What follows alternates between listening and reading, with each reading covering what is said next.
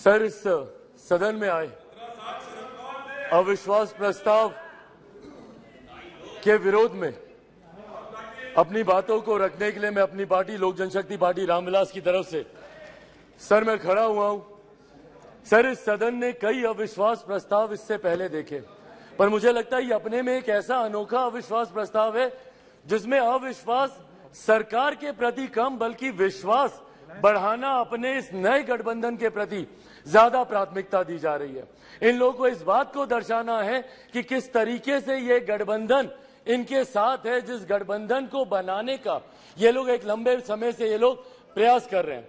Sir, ये अविश्वास प्रस्ताव पे चर्चा हो रही है। सर, यकीनन सरकार की उपलब्धियों को बताना भी जरूरी है, पर उससे पहले जिस उद्देश्य के साथ इस प्रस्ताव को यहां पर लाया गया है मणिपुर को लेकर, उस पर सर मैं जरूर अपनी बातों को यहां पर रखना चाहूंगा।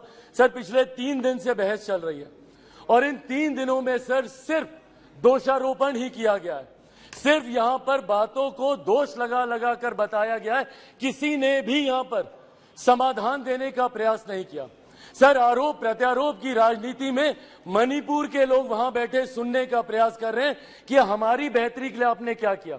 सर, कल गृह मंत्री जी ने इतनी खूबसूरती से तमाम पक्षों को रखा और इतनी विनम्रता से उन्होंने सारी बातों को रखा, पर उसके बावजूद सिर्फ दोषारोपण करना। सर, 90 के दशक में भी मणिपुर में इसी तरीके की परिस्थितियां थी। उस वक्त किसकी सरकार थी सर? क्या उस वक्त की सरकार ने मौजूदा सरकार को कोई इनपुट दिया? क्या उस वक्त के सरकार में बैठे लोगों ने कितनी बार इस सदन में चर्चा की? कितनी बार किन लोगों ने उस चर्चा का जवाब दिया? कल तमाम ये बातें आदरणीय गृह मंत्री जी ने रखी। सर, ये लोग गए थे मणिपुर, बहुत अच्छी बात है, जाना चाहिए ये, पर सर ये कलेक्टिव रिस्पॉन्सिबिलिटी होनी चाहिए, सेलेक्टिव रिस्पॉन्सिबिलिटी नहीं। सर, जो लोग मणिपुर गए थे यही लोग सर बिहार भी गए थे।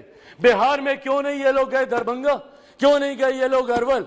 क्यों नहीं गए ये लोग मुजफ्फरपुर? अभी बछवाड़ा में सर एक छोटी सी बच्ची के साथ दुष्कर्म करके 10 साल की बच्ची, उसको तेजाब छिड़क कर उसको जलाकर मार दिया गया। उसके शरीर को अपने ही घर में 10 फीट गड्ढे में उसको दफना दिया गया।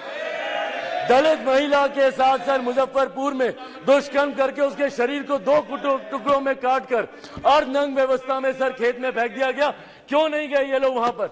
अपने गठबंधन को तो मजबूत करने गए, पर क्यों नहीं ऐसे परिवारों से जाकर मिले? तो सर ये सेलेक्टिव रिस्पॉन्सिबिलिटी जब निभाते हैं, सर हकीकत है देश के किसी भी कोने में किसी भी मां बेटी के साथ ऐसी घटना हो रही है तो वो अक्षम्य है, वो निंदनीय है और उसको कोई बर्दाश्त नहीं कर सकता, और उसमें पूरे सदन को सर एकजुट होना होगा। कल गृह मंत्री जी ने जिस तरीके से अपील की, सर पूरे सदन को इसमें एकजुट होना होगा। इसमें आप आइसोलेट करके नहीं देख सकते कि जहां आपकी सरकार है वहां की घटनाओं को आप छुपाएंगे और जहां दूसरों की सरकार है वहां की घटनाओं को आप उठाएंगे। आपको चर्चा करनी होगी बंगाल पर, चर्चा करनी होगी आपको बिहार पर, चर्चा करनी होगी आपको राजस्थान पर, चर्चा करनी होगी आपको कर्नाटका पर।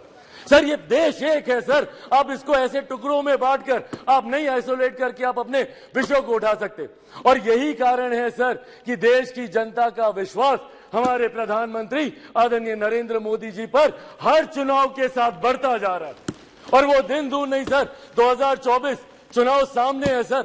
इसी में देख लीजिएगा 2014 से बड़ा जनादेश 18 में यही सारी बातें हो रही थी, यही सारी बातें 18 में की गई थी। 19 में 2014 से बड़ा जनादेश हम लोग को मिला और 24 में इससे बड़ा जनादेश हम लोग लेकर आएंगे। मैं बिहारी हूं सर, बिहार से कम मैं विश्वास दिलाता हूं 40 की 40 सीटें हमारा एनडीए गठबंधन जीत कर आएगा, इसमें कहीं कोई शंका नहीं है। मैं जमुई का प्रतिनिधित्व करता हूं सर। मेरे नेता, मेरे पिता आदरणीय रामविलास पासवान जी की कर्म भूमि हाजीपुर रही है सर। बिहार के हर एक जिले में घुमाओ और वो मेरे विश्वास को बढ़ाता है।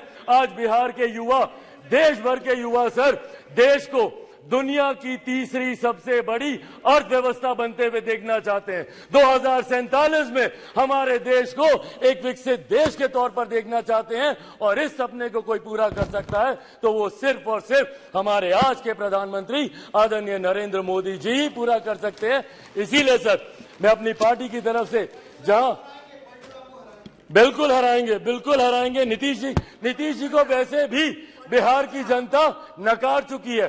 2020 के परिणाम दिखाते हैं, तीसरे नंबर की पार्टी बन गए, आधे से ज्यादा प्रत्याशी उनके चुनाव हार गए। तो जिनको बिहार की जनता ने रिजेक्ट कर दिया, देश की जनता उनको कैसे अपनाएगी, ये बहुत बड़ा सपना दिन में ये देख रहे हैं। इसी के साथ साथ मैं इस सदन में आए इस अविश्वास प्रस्ताव के विरोध में अपनी बातों को रखते हुए लोक जनशक्ति पार्टी रामविलास पूर्ण समर्थन हमारी एनडीए की सरकार, हमारे मौजूदा प्रधानमंत्री आदरणीय नरेंद्र मोदी जी को देती है। बहुत बहुत धन्यवाद सर। इंडिया टीवी हर वक्त हर जगह डाउनलोड करने के लिए सर्च करें India TV news Google play store या ऐप स्टोर पर।